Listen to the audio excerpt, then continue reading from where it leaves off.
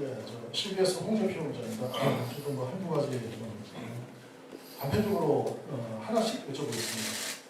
일단 그 건국절 제정을 동의한 적 없다. 오히려 분명히 반대하고 있다. 그 책에서 이렇게 반대했다고 그러는데요. 예. 지금 만약에 향후 이제 정부 여당 또는 대통령실에서 예. 건국절 제정을 추진하면은 예. 집을 걸고 반대할 용의가 있습니다. 예, 뭐 있지도 않는지를 가정해서 설명드린 것은 참 어려운 일입니다만은 저는 제 역사학자의 양심을 걸고 저는 분명히 반대할 것입니다. 알겠습니다. 건국절 제정을 반대를 하고 있지만 건국절의 의미는 상당히 좀 중요하게 평가하고 있습니다. 여러 가지 예. 발언들이 있는데요. 예를 들면 예. 언론을 통해서 나온 발언이라서 정확한 일단 그 사실관계에 대해서 여쭤보고 싶은데 나에게 45년 광복과 48년 재헌, 예. 재헌은 이제 건국이라고 예, 표현했죠. 이 둘 중 어느 쪽이 중요한가라고 보면 단연코 후자다, 즉 재헌, 건국이다 이렇게 얘기를 했는데 아무튼 제 말씀은 건국절 제정은 반대하는데 건국절의 가치, 의미는 상당히 중요하게 계속 강조를 하고 있습니다. 예, 잠깐 거기에 대해서는 지금 우리가 팩트를 확인하고 있어야 되는데 말씀하십시오. 네. 학자로서 소신을 정확하게 갖고 계시면 소신을 정확하게 맞게끔 예. 중요한 것은 건국절 제정도 당연히 요구를 해야 하는 게 학자로서 어떤 소신에 맞는 그런 행동이 아닌가 이런 생각이 듭니다만 어떻게? 예, 제 책을 한번 확인해 보십시오. 지금 말씀하셨던 그 내용은 제 글이 아니라 다른 사람의 인용문을 따서 이렇게 주장하는 학자도 있다. 그렇게 돼 있을 겁니다. 한번 확인해 보십시오, 나중에. 그러니까, 예, 사실 여부를 정확한 팩트를 가지고 얘기를 해야지. 내가 내 입으로 독립과 건국 이 두 가지를 놓고서 어느 것이 더 중요하다. 그렇게 내가. 단연코 후자이다. 이 말씀은 우리 관장님이 직접 하신 말씀이 아니라. 예, 그 본문을 보십시오. 이렇게 주장하는 학자들의 것도 있다. 언론에 그렇게 말씀하셨다고. 아니, 내가 언론에 그렇게 인터뷰한 적이 없어요. 저는 제시할 수 있습니다만. 아니, 근데 그 어떤 언론인지. 그 말씀 한 적이 없다. 네네, 그렇습니다. 네. 학자적 소신으로서 어떻게 평가하십니까? 아니, 나는. 건국의 의미를 중요하게 판단하고 계시면 건국절 당연히 주장을 할 수 있는 거 아닌가요? 아니, 잠깐만요. 그거는 이제 우리 기자분의 판단이고요. 제 책에도 보면 알지만 광복과 독립과 건국은 1948년 당시에 동의어로 사용되고 있습니다. 그렇기 때문에 내가 건국절 주장하는 분들에 대해서 내가 비판한 이유는 우리가 나라를 되찾고 일본으로부터 나라를 되찾고 또 미군정위를 끝나서 우리 국민으로서의 우리의 주권을 행사하게 되어지는 이 1948년 8월 15일 이것이 진정한 독립의 완성이다. 그래서 이것이 중요하다라고 내가 얘기를 하지 독립을 부정하고 건국이 중요하다 내가 그렇게 얘기해 본 적이 없어요.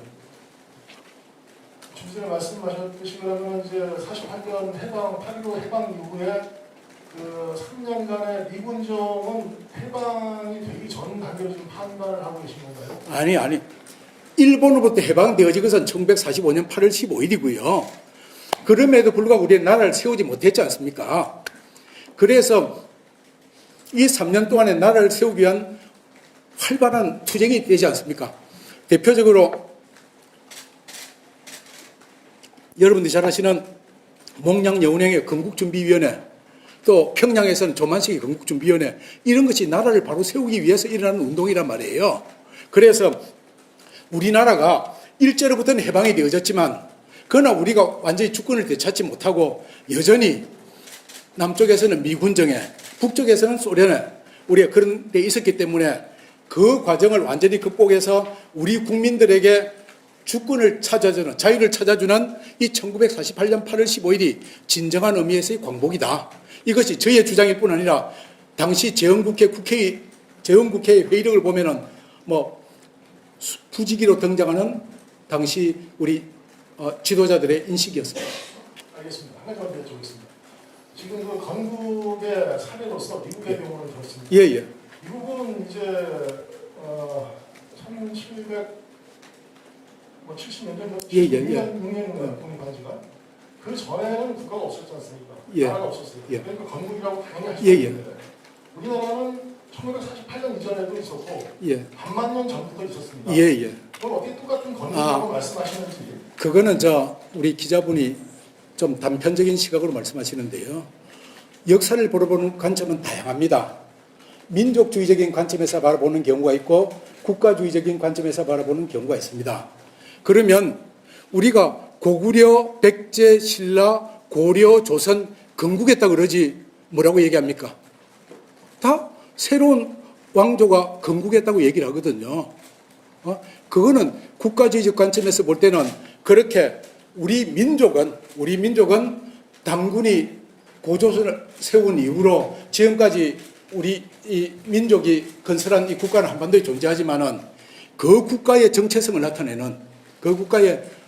나타내는 국가는 그 사이에 그렇게 여러 차례 왕조라는 것은 흥망하고 흥망성쇠를 반복하면서 거듭 건국에 왔단 말이지요. 거기에 대한 그것은 관점의 차이인지 아니면 오해인지 모르겠습니다만 그러면 꼭 같은 논리를 얘기하면 그러면은 조선이나 고려를 건국이라고 했던 사람들 다 그러면은 친일파로 매도해야 되겠네요? 아니지 않습니까? 그러니까 내가 바라본 역사학자의 관점은 그렇다. 거기에 대해서 틀린 게 있으면 또 지적을 해주시고 그렇게 함으로써 우리가 건전한 토의와 또 사회가 발전되는 것 아니겠어요? 우리가 상식적으로 이제 국가, 나라를 얘기할 때는 예. 그 영토, 국민, 주권 이 세 가지를 그렇습니다. 네. 예. 고구려가 됐든 고려가 됐든 예. 그 이후에 우리 반만년 역사 속에서 예. 실제 35년간을 제외하고는 항상 그게 존재해 왔습니다. 예, 그렇습니다. 하지만 미국은 1776년 건국 전에는 영토와 국민이라고 할 것도 없고 당시 살았던 어떤 주민들만 있었을 뿐이에요. 주권은 당연히 없었고. 그러니까 정확하게 미국의 경우는 건국이라고 할 수가 있습니다. 근데 우리나라는 35년간 그 국권만 빼앗겼을 뿐이지 다시 말해서 새로 뭔가 건국할 필요는 없었던 거예요. 아니, 잠깐만요.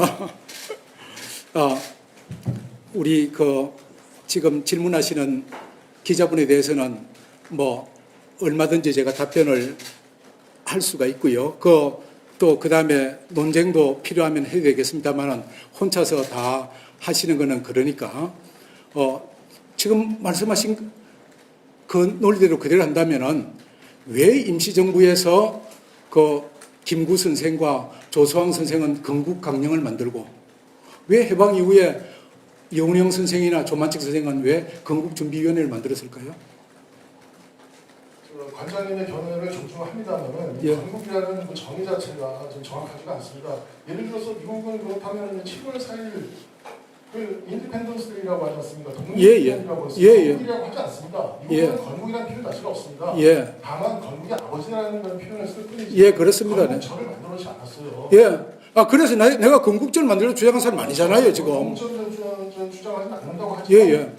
그럼에도 불구하고 계속 건국의 그 가치를 계속 강조를 하시니까. 아니, 이제까지 우리 5천년 역사 동안 한 번도 우리 국민들이 스스로 내 주권을 행사해 보지 못했단 말이에요. 그런데 거의 1948년 5월 10일 날 처음으로 내 주권을 행사해서 우리의 지도자를 뽑는 그런 역사적인 새로운 나라가 펼쳐진 겁니다. 그러니까 그 의미를 가볍게 여기고 무시하는 그것도 바른 판단 아니지요. 그래서 그건 어디에 더 가치를 둘 것인가 하는 문제는 나하고 우리 기자님하고 뿐 아니라 우리 다른 국민들 사이에서 토론을 통해서 서로 답안을 찾아가야 될 문제지 서로 다른 입장을 존중하고 이해를 해야지 내 주장은 맞고 너 주장은 틀려서 너 그 말하니까 너 나쁜 놈의 친일파야 그렇게 단정한 그건 바른 태도가 아니잖아요. 예, 제가 그만큼 답변하겠습니다. 저 아까 경향신문에 예, 예. 봤는데요.